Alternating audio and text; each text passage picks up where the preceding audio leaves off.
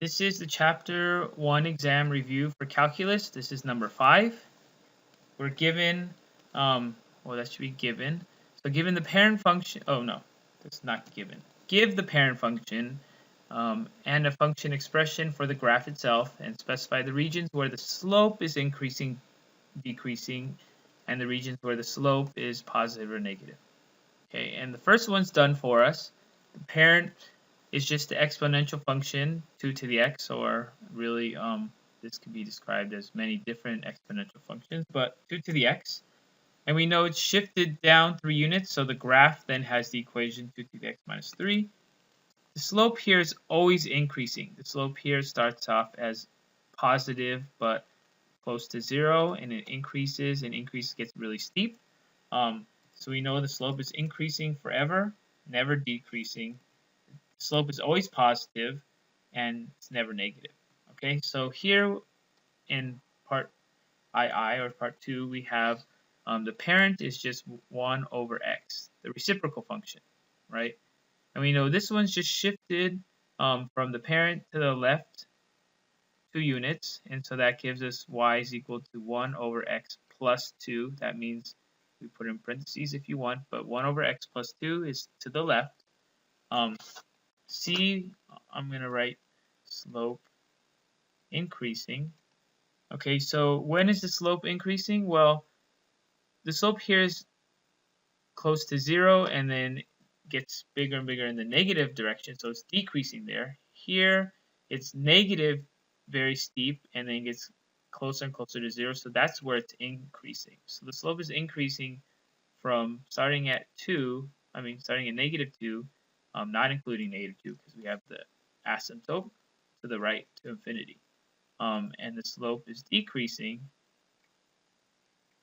we just said it, from negative infinity to negative 2. Finally, where is the slope positive? The slope is never positive. Like we already talked about how it starts off almost flat, but always going in the negative direction. So the slope is positive. We could just say none, or just the empty set. And slope negative, we have it from negative infinity, and we stop at negative 2, right? Because we don't have a slope at the asymptote, so we then start again at negative 2 to infinity. So we got to exclude negative 2 from the region where the slope is negative because there is no slope.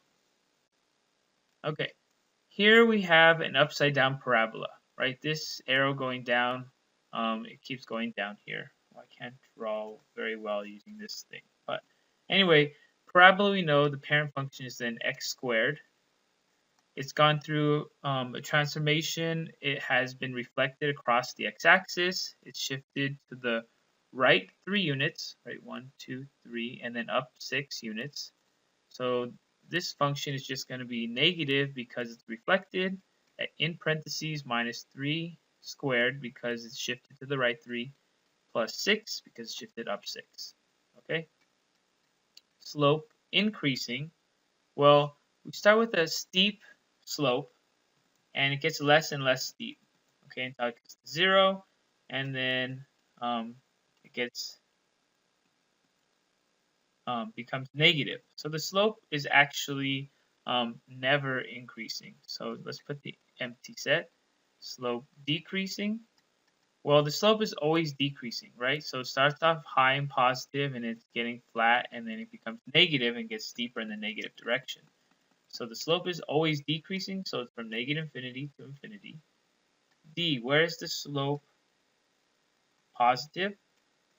Well, the slope is positive here as we're going up all the way until it actually at this point is 0.